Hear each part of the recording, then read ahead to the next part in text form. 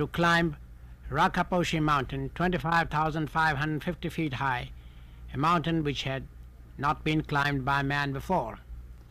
The expedition was privately organized by the undergraduates of Cambridge who came to Pakistan in the summer of 1954, and along with Pakistani members who joined it, it made an attempt to climb this mountain. This is their story. It was a poor man's expedition. It was entirely a private enterprise, and they didn't have many funds either to support them. The expeditions came, part of it by road and part by sea, assembled at Karachi and moved to Rawalpindi.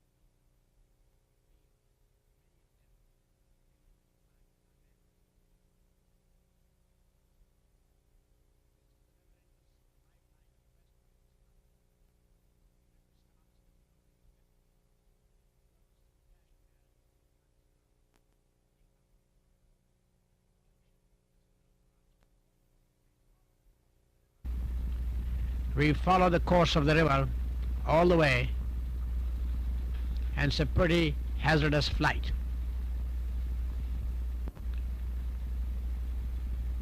In the distance is Nanga Parbat, a world-famous mountain which was climbed by the Germans in 1954. We're getting Gilgit, our destination. You see these small villages tucked in the mountains all the way. The life is pretty hard for these people. Gilgit Airport is a very small one with a river on one side and mountains on the others. And these aeroplanes just manage to get in and get out. Sometimes these aeroplanes can't even get in, and the arrival of the aeroplanes is always an occasion for celebrations. The local dignitaries, friends, relatives, they all come and receive the passengers who have arrived, and there is a bit of a ceremony. Generally the guard turns out and is received by the dignitary and many other local officials who have come to meet the party. It's a great sight to watch the aeroplane arriving and leaving. The expedition moves to the house of the resident, what you may call the governor of the area. He has a beautiful house with a lot of fruits and flowers at this time of the year. He is a gentleman in the middle with a white shirt, surrounded by members of the expedition. On his left is George Band, who's one of the finest mountaineers, and on the extreme left with the camera is Dr. Tisa, the leader of the expedition. We were entertained by him, and as a matter of fact we stayed there at his house. The flowers at this time of the year are in full blossom, and it's extremely picturesque sight around the governor's house. Gilgit Bazaar is world famous. It is a famous caravan route to Kashgar, Central Asia, now of course no longer available to the free world because it's behind the Iron Curtain in Red China. But the bazaar is still full of people, tribes and men from many parts of Central Asia. The expedition starts from here on its way to Baltistan. This is the Gilgit River, and the bridge is just wide enough for a jeep to go across it. And the road from there onward is part of the way, dry riverbed. From here the road goes up into the hills, and most of this road is made by hand. There's no machinery available, and when there's a big rock like this, they go underneath it, as you notice. The road follows the Hunza River. There's a mountain on one side and the deep, fast-flowing river on the other side. But these drivers are pretty good in driving over such hazardous roads. And in many places there's a danger of falling rocks.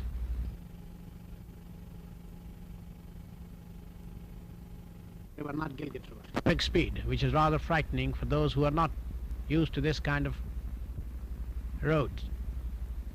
And you find often the driver has one foot hanging outside in case something happens. He's ready to jump off.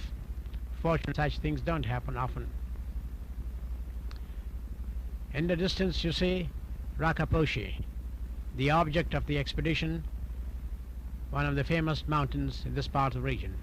And this is another type of the bridge used commonly for crossing the Hunza River. You see it's being operated by hand. The bucket carries hardly 2 persons at a time. It's a pretty slow job, but nothing better is available. In due course, it is hoped that a bridge will be put across here. These Hunza Kotis and Nagar people are extremely helpful and willing. Roger Charlie and Fraser are riding in the bucket. Fraser, 2 years later, was killed in Nepal in a mountaineering expedition. Roger Charlie nowadays lives in New York. In the distance we now see Chalt, which is the summer capital of Mir of Nagar.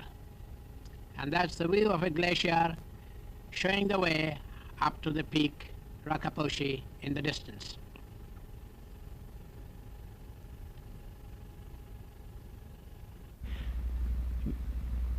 This is another type of bridge crossing from Nagar state to Hunza. The Mir of Hunza sent us horses and a party to receive us and escort us to Baltistan, the capital of Hunza. The beginning of the road is what you see, and what a rugged road too. When there's a storm or a landslide, the road disappears right down into the river, which you see in the distance. And many people prefer to walk instead of riding a horse, and I don't blame them either, for the hazardous ride you may have to face unless you are used to it. The local people don't mind, they're quite good at it. They will even gallop on this kind of road, but the members of the expedition were rather frightened and they preferred to walk, and so you see the horse being led by the man who brought it.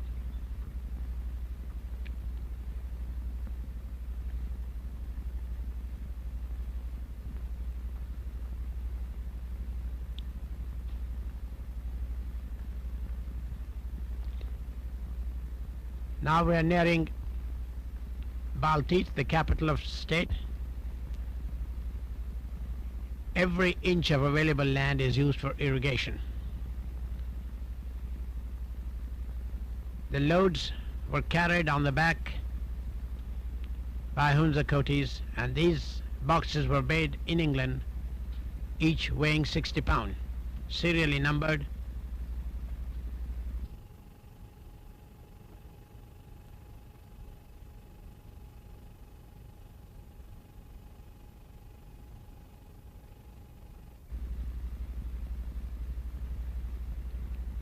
These men would do about 10-15 miles a day very happily.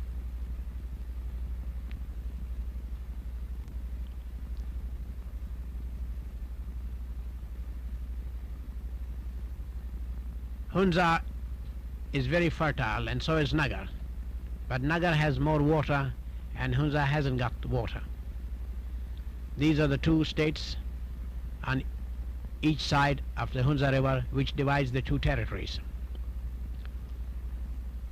Now you see another kind of bridge. One of the members crossing it, and many a times there are some planks missing. And it's not very easy to cross the river if you're not used to it, with missing planks in the bridge. and there is one member who's having some difficulty in doing it. And there's always a man at the far end waiting for him in case he gets into difficulties. The water is pretty fast at this time, rushing from the mountain tops. The local people are so used to it that they can walk almost with their eyes shut. In the distance is the Golden Peak, still not climbed by man, and it's over 24,000 feet high. It's called Golden Peak because the sun, when it shines against it, gives it a golden effect. The expedition is now arriving at Nagar, the capital of Nagar state, where we were invited by the Mir to be his guest and to attend the harvest festival, which is called Ginani. This is held every year to celebrate the harvest festival.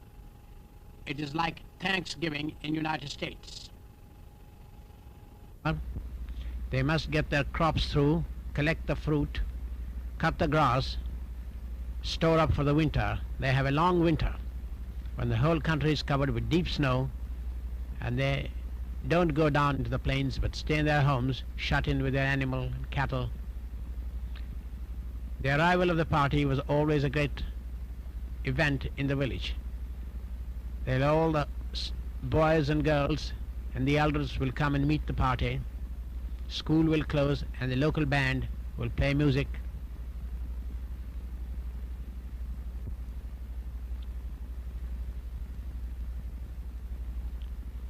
In the distance, the flag represents the 5 valleys which are in the state. This is the Mir himself, a very fine horseman, a first-class gentleman, and a great sportsman, and a most hospitable host.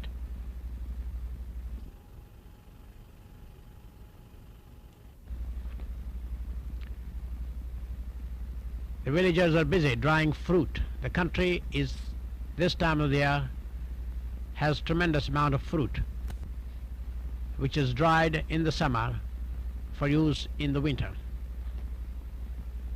They grow barley, rice, wheat, corn, all done by hand. No machinery available, and not much use for it either because the holdings are very small.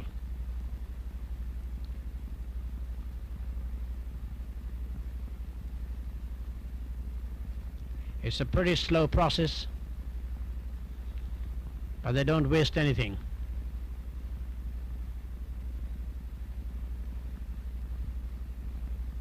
This is the way land has been farmed for thousands and thousands and thousands of years from the dawn of history. And you see this in most parts of the world. There's not much difference whether you see it here or in Japan or in parts of China or many other countries around the globe.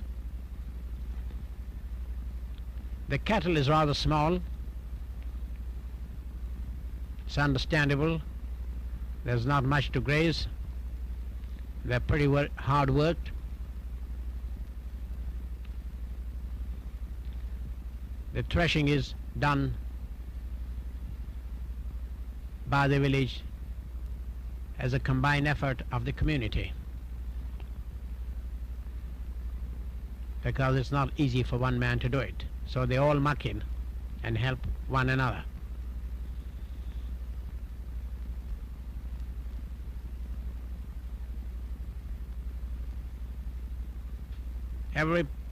Everything is used, either by the man or by the animals or as a fuel. Nothing is wasted. And they can't afford to waste anything with the small amount of land that is available.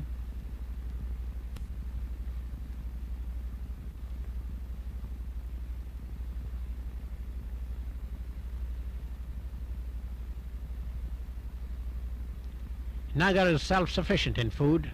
In fact, they have a little bit of surplus which they sell across the river to people in Hunza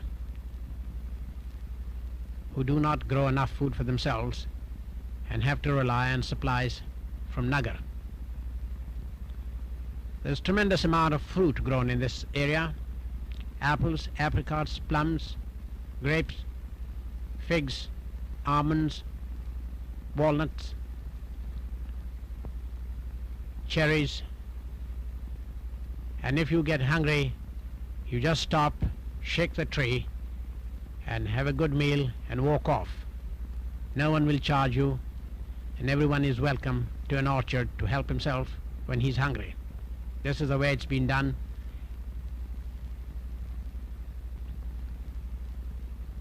They have so much fruit that they even give it to their animals to feed them. What they can't eat, they store up for the winter, which they must do. But it's delicious fruit. And you find fruit trees all along the roads, everywhere.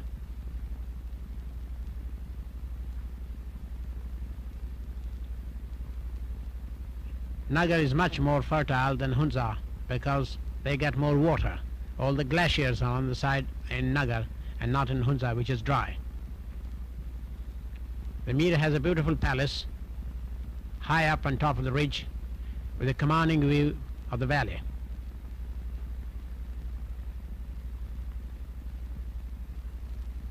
They don't have any professional fruit pickers. All that you do is make one or two boys to climb the tree and shake it hard, and the rest are busy collecting it.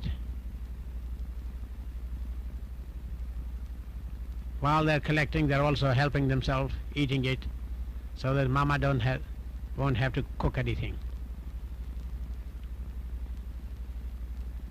The fruit drying is a peculiar process. They take the stone out and put the fruit in the hot sun to dry, which can be packed up later. But they do something else too.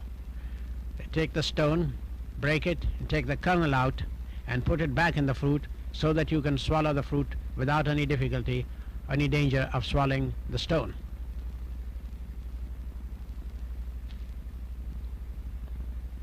They are putting it back into the fruit.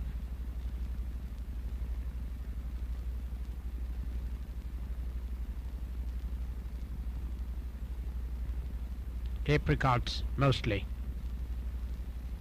but delicious.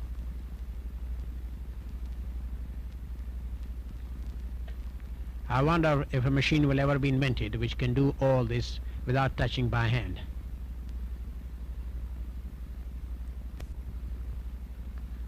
This will get the juice out. This is another hand-operated press. You see the house rooftops covered with fruit for drying.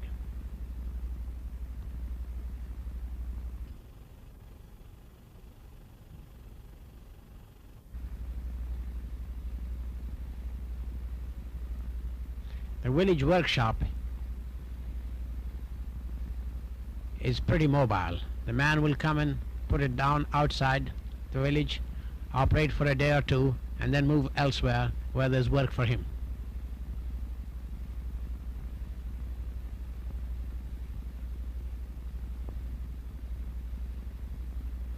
The economy is run mostly on barter system.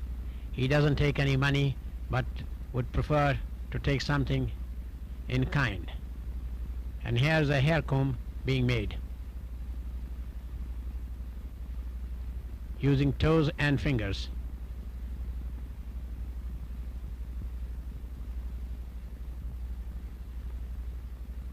The man in the distance is making a bow. Archery is very popular in this part of the world, and you see little boy and grown-up men all the time walking about with bows and arrows.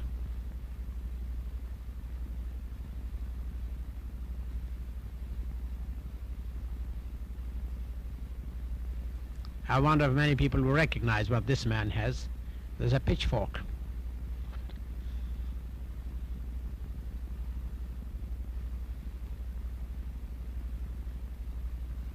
And no operation is complete without a smithy.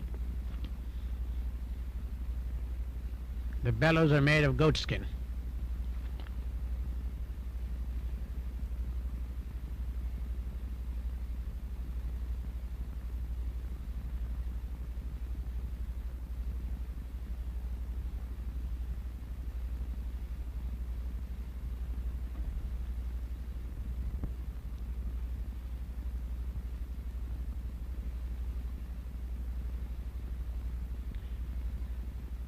The weaver is a pretty busy man at this time of the year. She has to make blankets, even carpets, rough kind, for use in the winter. He even has some patterns and designs, sometimes from magazines from the United States and other countries. And they don't make a bad job of it either.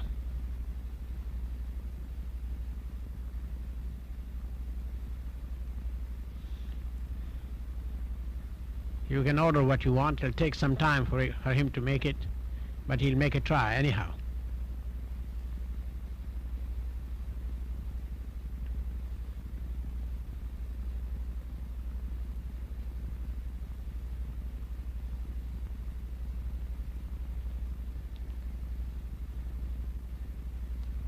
There's a lot of wool available, as they have plenty of sheep, goat, yaks in this part of the world.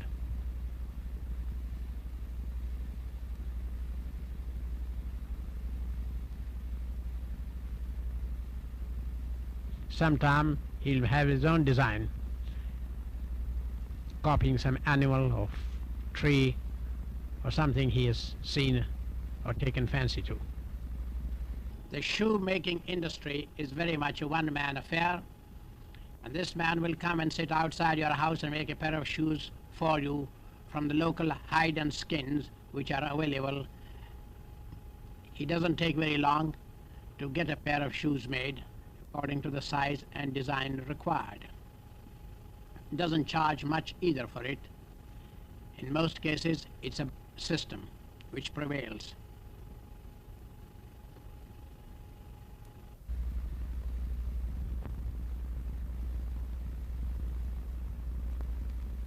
There's a fine pair of shoes available.